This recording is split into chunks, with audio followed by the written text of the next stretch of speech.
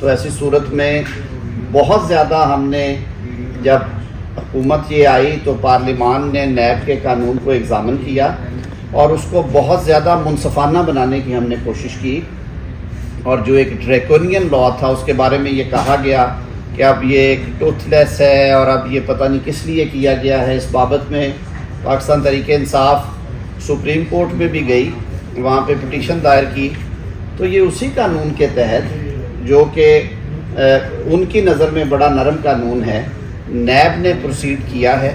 اس میں بہت زیادہ سیفٹی ویلز بھی ہیں۔ پچھلے دور میں تو اپوزیشن میں موجود لوگوں نے اس نیب کا سامنا کیا ہے جس نیب میں قبل از گرفتاری ضمانت نہیں تھی، بعد از گرفتاری ضمانت نہیں تھی، بلکہ ریٹ پٹیشن فائل کرنا پڑتی تھی۔ وہاں پہ سپریم کورٹ آف پاکستان نے طلت والے کیس میں یہ کہہ دیا تھا کہ آرڈینریلی بیل نہیں ہونی چاہیے اور اس کے لیے ہارڈ شیپ اور ایکسٹرا آرڈنری گراؤنڈز چاہیے 199 میں بیل کے لیے۔ لاہور ہائی کورٹ نے ایک ججمنٹ دی جس میں انہوں نے کہا کہ اگر کسی شخص کے خلاف انکوائری پینڈنگ ہے اور اس کو نیب کے نوٹسز آ رہے ہیں تو اس کو پروٹیکٹیو آرڈر دیا جا سکتا ہے، اور نیب کو پابند کیا کہ آپ 10 یوم کا ٹائم دیں گے تاکہ یہ کسی عدالت سے رجوع کر سکے، اور عدالت عظمیٰ نے اس فیصلے کو نہ صرف معطل کیا بلکہ بعد میں ابھی پیچھے جب فیصلے سارے ہو چکے تھے اس کے باوجود ایک فیصلہ جاری کیا، اور انہوں نے کہا کہ یہ جو فیصلہ تھا یہ قانون کے مطابق نہیں تھا، اس کو سیٹ اسائڈ کر دیا گیا۔ وہ نیب بھی تھی جو بلاتی صاف پانی میں تھی اور گرفتاری آشیانہ میں ریکارڈ کرتی تھی۔ وہ نیب بھی تھی جو کہ لوگوں کے گھروں پہ سیڑھیاں لگا کے گرفتاریاں کرتی تھی، اور بائی اینڈ لارج آپ کو یاد ہوگا کہ گرفتاریاں جمعے والے روز شام کو ہوتی تھی تاکہ آگے ویکینڈ ہے کسی عدالت سے بھی رجوع نہ کیا جا سکے۔ تو میں یہ ٹٹ فار ٹیٹ نہیں کہوں گا، نہ میری یہ طبیعت ہے۔ میں صرف اتنی استدعا کروں گا پاکستان کے عوام سے، اور خاص طور پہ پاکستان تحریک انصاف کے جو کارکنان ہیں، کہ قانون کے مطابق کارروائی ہوئی ہے، حبس بے جا نہیں ہے۔ اریسٹ وارنٹ کو ایگزیکیوٹ کر کے گرفتاری امر میں لائی گئی ہے۔ ان کی صحت کو، ان کی زندگی کو، ان کے تحفظ کے حوالے سے انشور کرنے کے لیے ایک 7 رکنی میڈیکل بورڈ نے ان کا معائنہ بھی کیا ہے۔ انہیں عدالت میں پیش کر کے قانون کے مطابق ریمانڈ کی استدعا کی جائے گی، اور یہ عدالت کا اختیار ہے کہ وہ ریمانڈ دیتی ہے، کتنا دیتی ہے اور کس طرح کا، 7 دن کا، 5 دن کا۔ یہ وہ نیب آج نہیں ہے جس میں 90 روز کا ریمانڈ ہوتا تھا، جس میں عورتوں نے بھی 47 روز کے ریمانڈ جو ہے وہ بھگتے ہوئے ہیں۔ تو ان ساری چیزوں کو بیان کرنے کا مقصد صرف یہ تھا کہ قانون نے اپنا رستہ لیا ہے، کوئی لا قانونیت یا غیر قانونی عمل نہیں کیا گیا۔ تو احتجاج سیاسی کارکنان کا حق ہوتا ہے، لیکن احتجاج جو ہے وہ مہذب قوموں میں پرامن احتجاج ہوتے ہیں۔ جلاؤ گھیراؤ سے، لا لیسنس پھیلانے سے کبھی بھی نہ سیاسی بیانیے کو تقویت ملتی ہے، اور نہ ہی یہ میسج جاتا ہے کہ اس ملک میں رول آف لا اور آئین کی بالادستی کی بات کرنے والے جو ہیں وہ اپنی بات پہ قائم رہتے ہیں۔ یہ جس طرح کے ریئیکشنز ابھی تک ادھر ادھر سے خبر ملی ہے، یہ ریئیکشنز جو ہیں یہ لیگل کورس کے حوالے سے میں سمجھتا ہوں کہ یہ بڑے افسوسناک ہیں، اور یہ اس طرح کے حالات میں یہ ذمہ داری ہے ہر پاکستانی کی کہ وہ قانون کے مطابق اپنے آپ کو کنڈکٹ کرے۔ اب واپس اس کیس کی طرف آتے ہیں۔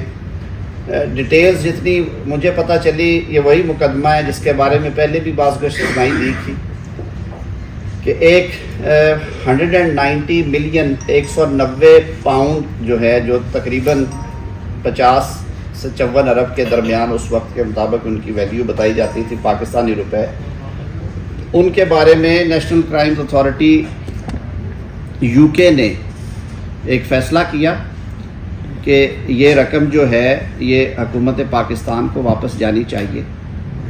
اس پہ پھر ایک کانفیڈینشیلٹی ایگریمنٹ اس وقت کی کابینہ کے سامنے لایا گیا، جو کہ لایا نہیں تھا گیا، جو بعد میں پتہ چلا۔ ایک آدھ میٹنگ میں میں بھی تھا جب یہ کابینہ میں ڈسکس ہوا تھا معاملہ، کہ پچھلی کابینہ میں اسے کس طرح سے انڈر دا کارپیٹ رکھا گیا، اور بغیر لفافہ کھولے 3 وزراء کے نام آئے تھے جنہوں نے کہا تھا کہ ہم سے شیئر تو کر لے، تو کہا گیا یہ نہیں کوئی عدالتی معاملہ ہے، اور اب کیونکہ وقت تھوڑا ہے تو کچھ اماؤنٹ ٹرانسفر ہونی ہے باہر سے کسی اکاؤنٹ میں جو کہ عدالت کے حکم کے بارے میں ہے، تو اس لیے یہ ٹھیک ہے جی اپرووڈ ہے۔ اور جب بعد میں اس کے تانے بانے ملے تو یہ پتہ چلا کہ اس کے اگینسٹ کچھ ریوارڈز اور جنہیں ہم قانون کے نظروں میں کک بیکس کہتے ہیں وہ لی گئیں، اور اس کے ذریعے ایک ٹرسٹ بنایا گیا جس کے بینیفیشری جو ہیں وہ عمران خان صاحب اور ان کی اہلیہ ہیں۔ پہلے شاید اس ٹرسٹ میں زلفی بخاری صاحب اور ہمارے بھائی جو ڈاکٹر بابر اعوان صاحب وہ بھی ٹرسٹی تھے، لیکن جب ٹرانزیکشنز شروع ہوئیں یعنی کہ اس میں پیسے آنے اور انتقالات اراضی آنا شروع ہوئی تو پھر وہ میاں بیوی ہی ٹرسٹی تھے اس کے۔ تو اس پہ کوئی 7-8 ماہ سے یہ سنا جا رہا تھا کہ اس کی انکوائریز چل رہی ہیں، اور شاید نیب نے کئی دفعہ نوٹسز بھی بھیجے، کچھ نوٹسز چیلنج بھی ہوئے، اور اس میں بھی یہ مدعا رکھا گیا کہ جی جو سوال نامے ہیں وہ ڈیفیکٹیو ہیں اور وہ درست نہیں ہے۔ یہ انفارمیشن کیونکہ میں اٹس کائنڈ آف ہیئر سے، ہمارا کیونکہ جو نیب کی ورکنگ ہے اس کے ساتھ حکومت کا تعلق نہیں ہے۔ نیب کے چیئرمین کی تعیناتی بھی آپ کو پتہ ہے کہ اس کا ایک طریقہ کار ہے، اور اس پہ اگر یہ بات کی جائے کہ جی اس طرح سے نہیں اس طرح سے ہوئی ہے، تو پاکستان تحریک انصاف نے نیب لا میں جو ترامیم کی گئی تھی ان ترامیم کو تو چیلنج کیا، لیکن انہوں نے چیئرمین نیب وہ چاہے آفتاب سلطان صاحب تھے یا موجودہ نذیر احمد صاحب ہیں، ان کی تعیناتی کو چیلنج نہیں کیا گیا، اور وہ آئین اور قانون کے تحت ان کی اپوائنٹمنٹ ہوئی۔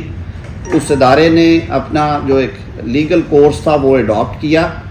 انکوائری جو تھی آئی بین ٹولڈ کہ وہ انویسٹیگیشن میں اپ گریڈ ہوئی ہے، اور کئی نوٹسز جانے کے باوجود نہ تو ان کا تسلی بخش جواب دیا گیا بلکہ اویسو رویہ تھا۔ آپ نے ماضی میں بھی دیکھا کہ جب کبھی بھی ایون وارنٹ کی تعمیل کے لیے بھی پولیس گئی ہے تو اس کے ساتھ کیا سلوک ہوا ہے، چاہے وہ زمان پارک ہو اور چاہے پھر وہ اسلام آباد کی سیشن عدالت ہو کہ جہاں پہ حاضری کے معاملے پہ اس قدر فساد مچا تھا۔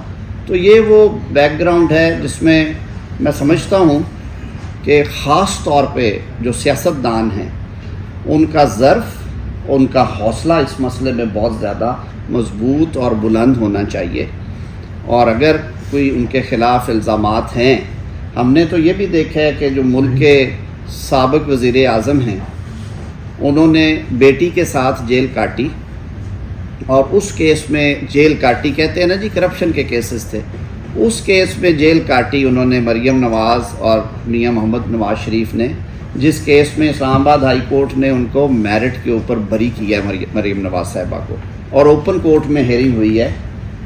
ہر روز جب ہیئرنگ ختم ہوتی تھی تو مریم نواز صاحبہ کے وکیل امجد پرویز صاحب ایک جسٹ بیان کرتے تھے عدالت کے سامنے، اور نیب کے پروسیکیوٹر سے پوچھا جاتا تھا کہ آج جو باتیں ہوئی ہیں ان باتوں سے کوئی کرمنالٹی یا کوئی کرمنل افینس آشکار ہوتا ہے، اور وہ اس کا جواب دیتے تھے، اور پھر کورٹ اس کو کنکلوڈ کر کے اگلے دوبارہ ہیئرنگ میں جاتے تھے، اور فائنلی بھی جب انہوں نے ہیئرنگ کنکلوڈ کی تو کورٹ نے پھر کہا کہ اگر کوئی فردر ایویڈنس ہے، حرف بحرف ایویڈنس پڑھی گئی اس کیس میں، اینڈ فائنلی یہاں تک کورٹ نے آبزرو کیا کہ اس کیس کے اندر ہمیں جو کرمنل انٹینٹ ہے اور چیٹنگ اور فراڈ اور جو ایکسچیکر کو نقصان یا accumulation of assets through corrupt means, اس کی ہمیں کوئی شہادت نہیں ملی۔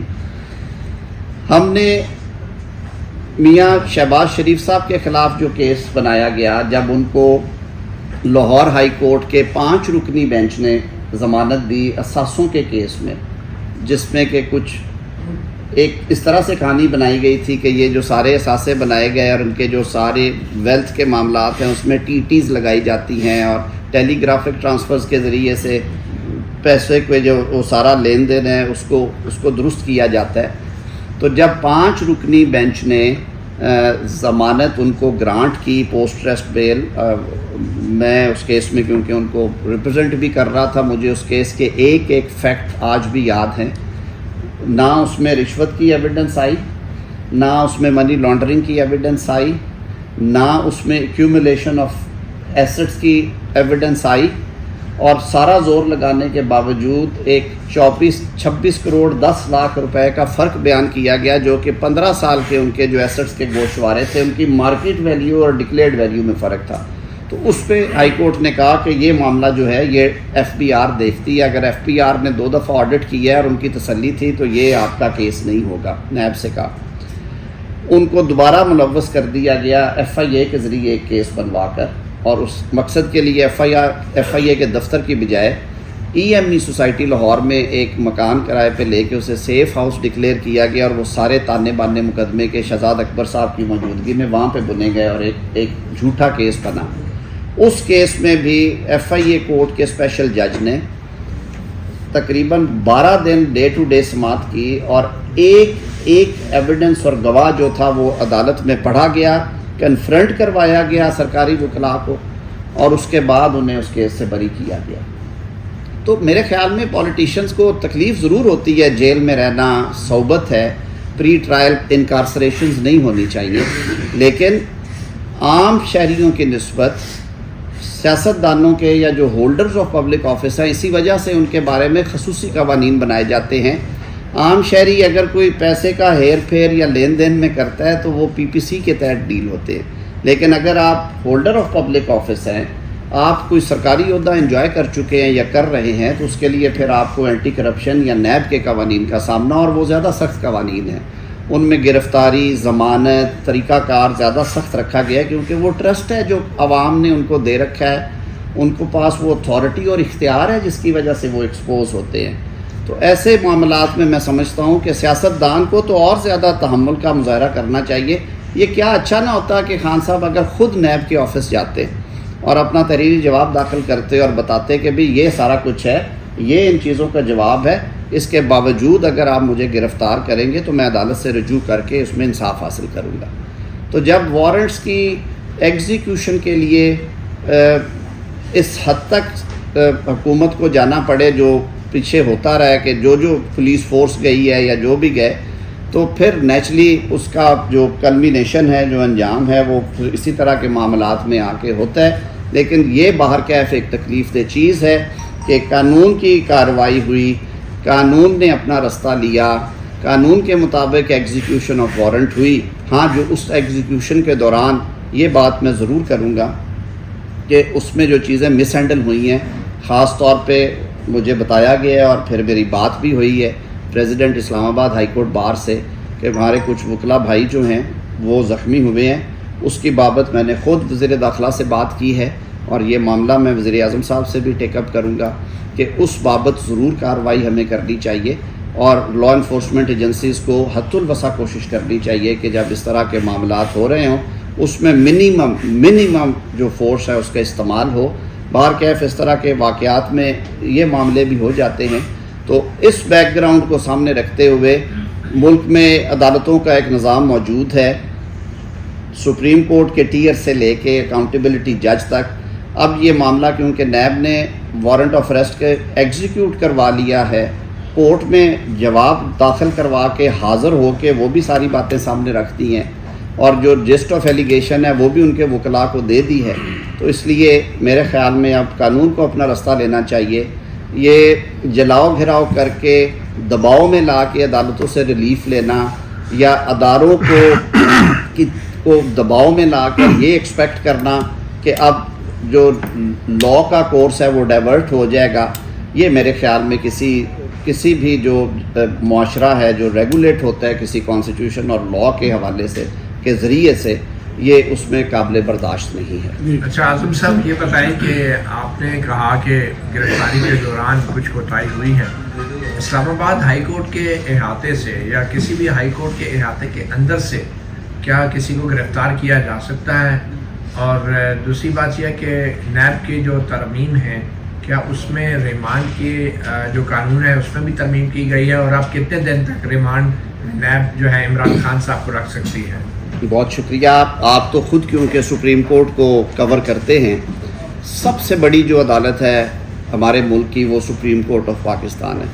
میں نے 2005 سے سپریم کورٹ کی وکالت کر رہا ہوں، 18 سالوں میں میں نے تو آج تک ضمانت قبل از گرفتاری خارج ہونے والے کو सुप्रीम कोर्ट से हथकड़ियों के अलावा जाते हुए नहीं देखा। कोर्ट रूम्स के दरवाज़ों के ऊपर जो एहलकार तैनात हैं, आप सब दोस्त हैं, अगर कोई मैं गलत बात कर रहा हूँ तो आप बताएंगे। कई दफ़ा ये होता है कि फिर वकला हज़रात बार रूम में जा के बिठा देते हैं कि जी बाहर आते हैं तो आपको गिरफ्तारी दे देंगे। एक जजमेंट आई थी 80s में, उस हवाले से कहा गया कि कोर्ट रूम्स के दरवाज़ों पे या कोर्ट रूम्स के अंदर से गिरफ्तारियां ना करें। मुझे खुद एक बड़ा, मैं छोटा सा वाक़या सुना देता हूँ, आपको याद आ जाएगा। मैं लाहौर हाई कोर्ट में निकला कोर्ट में केस करके, तो पुलिस ने एक साहिल को गिरफ़्तार करने की कोशिश की और वो साहिल जो था उसने मुझे पकड़ लिया टांगों से। उस छीना झपटी में कुछ दस्तराजी भी हो गई। बार ने मूव कर दी रेजोल्यूशन मेरे हवाले से कि जी बड़ी ज़्यादती हुई है। तो उस वक्त मुझे याद है कि उस वक्त के चीफ जस्टिस ने फिर बार को बुलाया और ये तय किया गया कि कोर्ट रूम के दरवाज़ों के सामने ये काम ना किया जाए, अहाता अदालत से निकलने के बाद, यानी कि जो कोर्ट रूम्स हैं। लेकिन जो कोर्ट के एक्सटेंडेड प्रेमिसेस हैं, ये रोज़मर्रा का मामूल है। जब प्री अरेस्ट खारिज होती है तब भी पकड़ते हैं, कई दफ़ा पहले भी हो जाता है। तो ये कोई ऐसा हार्ड एंड फास्ट नहीं है।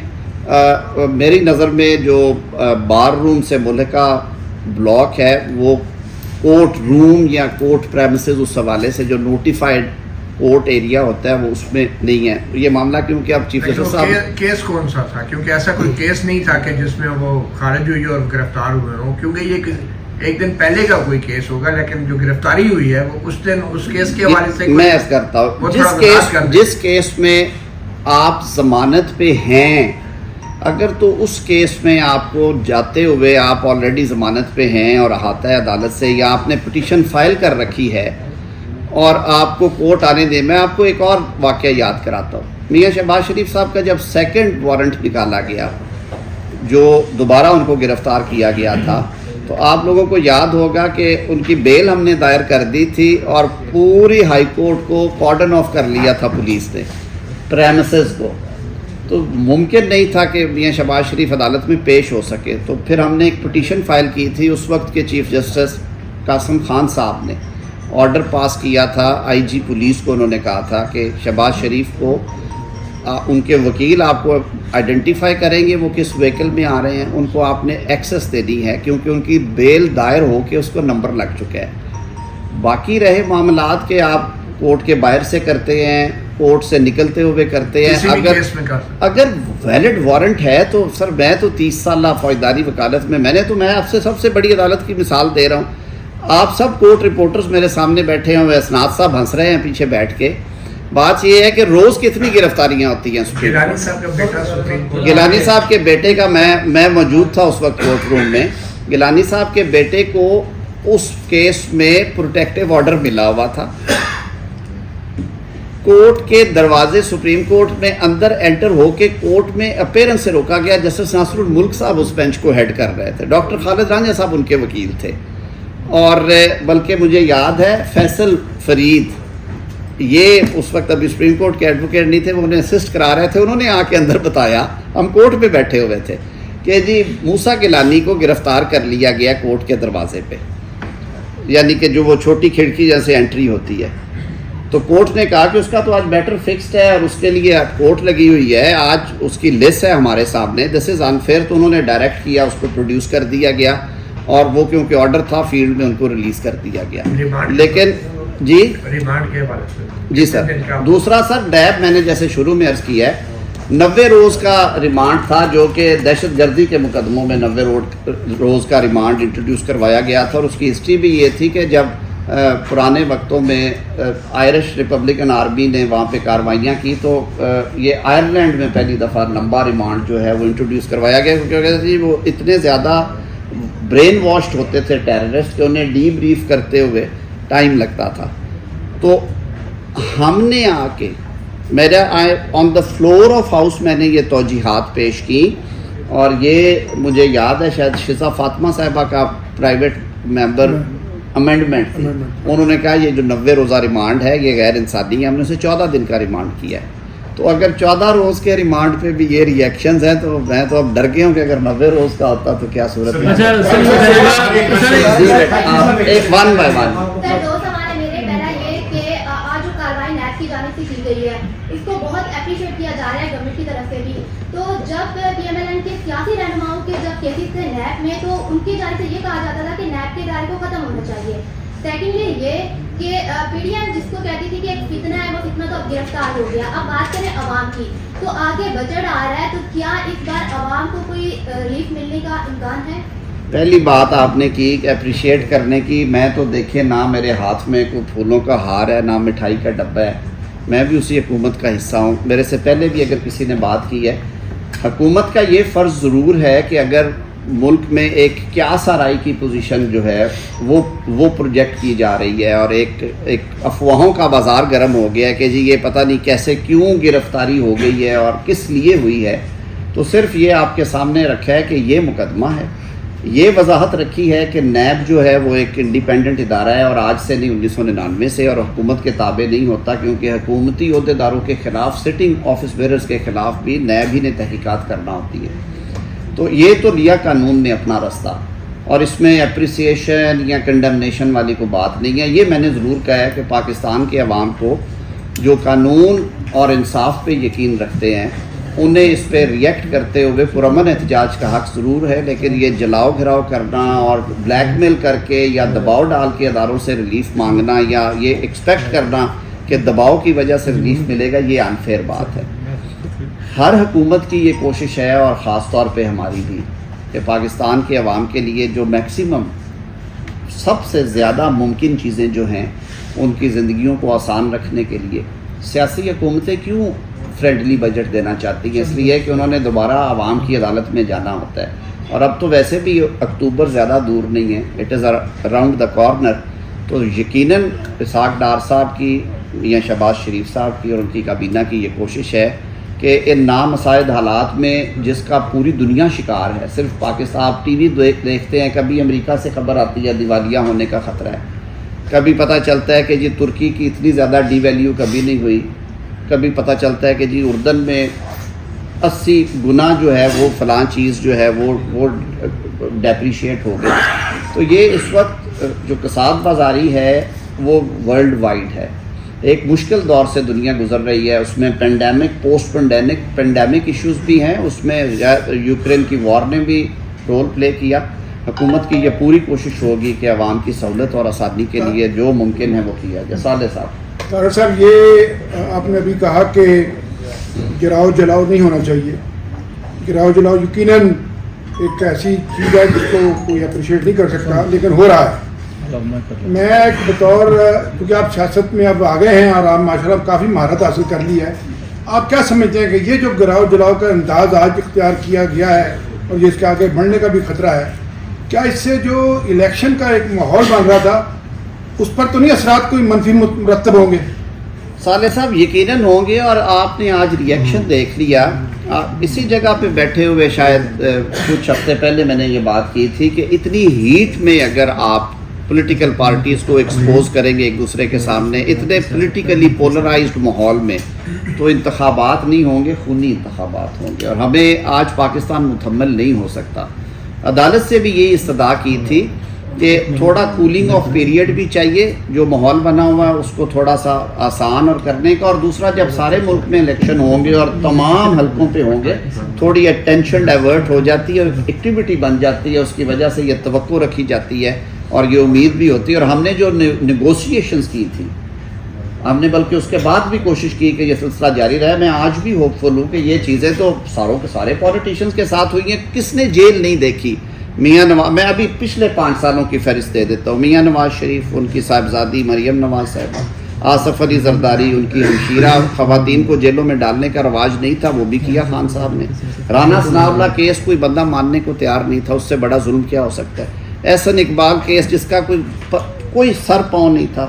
شاہد خاقان عباسی, خواجہ سعد رفیق, ان کے بھائی سلمان رفیق, احد چیمہ نے ان کے اسکول گوئنگ 2 بچے 3 سال میں سے 15 دن کام, انہوں نے 3 سال جیل کاٹی ہے اور پری ٹرائل کاٹی ہے.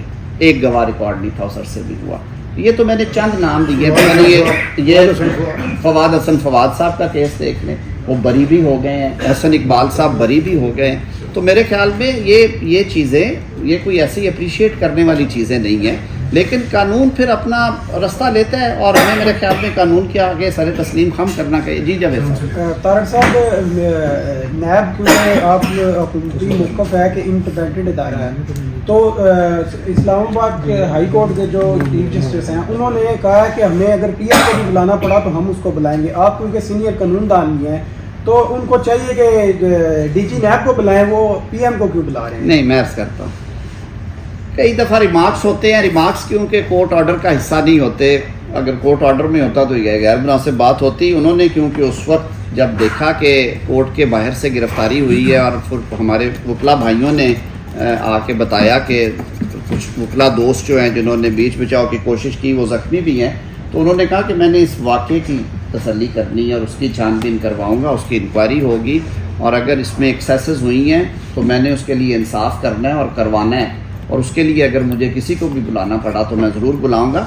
یہ ریمارکس تھے ان کے، میرا نہیں خیال ایسا. اور انہوں نے پھر صحیح کیا، انہوں نے نیب کے ڈی جی کو ہی بلایا ہے، نیب کے ڈی جی پیش ہوئے ہیں، انہوں نے سارا مقدمہ ان کے سامنے. جاوید صاحب آخری کویسچن پھر میں نے سر یہ بتائیے گا، آپ نے لچک کی بات کی بھی کہ لچک دکھانی چاہیے، لیکن تحمل کا مظاہرہ تو خود حکومت کو کرنا چاہیے.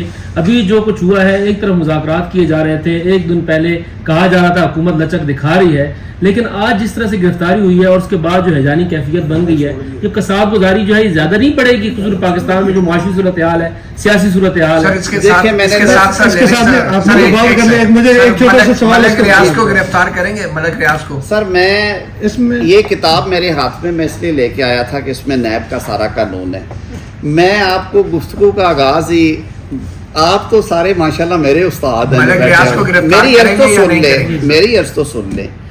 میں 10 دفعہ کہہ چکا ہوں کہ نیب جو ہے وہ حکومت کے تابع ادارہ نہیں ہے. ملزم ہے یا نہیں ہے سر؟ جی عمران خان کے علاوہ ملک ریاض ملزم ہے یا نہیں؟ اگر ہیں تو بالکل قانون کو رستہ لینا چاہیے. اگر وہ تفتیشی ادارہ سمجھتا ہے کہ ان کو گرفتار ہونا چاہیے وہ ضرور کرے. جی ان کو نہ میں روک سکتا ہوں نہ آپ روک سکتے ہیں. اگلی بات یہ ہے کہ میں 12 ایئرز کر رہا ہوں کہ نیب انڈیپینڈنٹ ادارہ ہے. حکومت نے جب گرفتاری کرنی تھی وہ اسلام آباد کے جلاؤ گھراؤ کے کیسز تھے، جب 25 مئی کو اسلام آباد میں آگ لگائی گئی تھی، جب اسلام آباد پہ حملہ کیا گیا تھا، جب عدالت کا حکم وائلیٹ کیا گیا تھا، جب توڑ پھوڑ ہوئی، جب پولیس والوں پہ پتھراؤ کیا گیا، انہیں زخمی کیا گیا. حکومت نے اس وقت ریسٹرینٹ شو کیا کہ ہمارے ان سے حالات ایسے ہیں کہ یہ پیغام نہ جائے کہ ہم وکٹمائز کر رہے ہیں. بہت شکریہ. Sir thank you.